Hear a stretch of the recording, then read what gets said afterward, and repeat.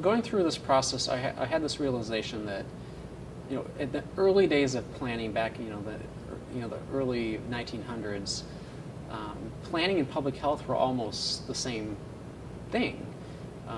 We had a huge communicable disease problem in our major cities, and we solved that by having planning regulations, zoning regulations that mandated light and air access and things like that. And we put in parks in neighborhoods and in cities to help people. And so we've spent the past maybe 50 or 60 years kind of separated. We've planned and engineered and built our city in ways that have, I think, helped create the chronic disease problem that we have now. So we used planning to solve the communicable disease problem that we had at the turn of the century, and now we're facing a chronic disease. And so I think using the same lessons that we learned from them and how we plan and build and engineer our city can at least help part of the chronic disease problem that we have. I think one of the benefits of Plan4Health is it provided us the resources to do a different type of plan.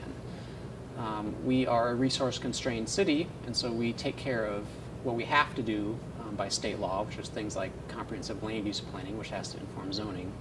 But there are many more ways that I think you can impact people's lives besides land use.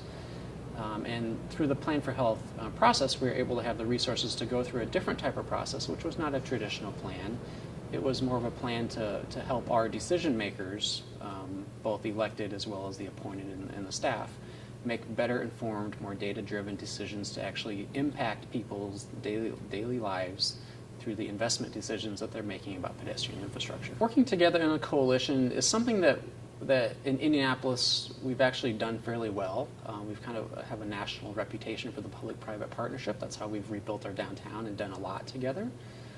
We just came off of a major collective planning or collective impact planning initiative called Plan 4Health, and so we really have a reputation of being able to work together across sector, across agency to do things well. And so I think we here take that for granted that we can do that, and I know in other places it's not so easy. You can't just call up the chief engineer for the city and expect a phone call back.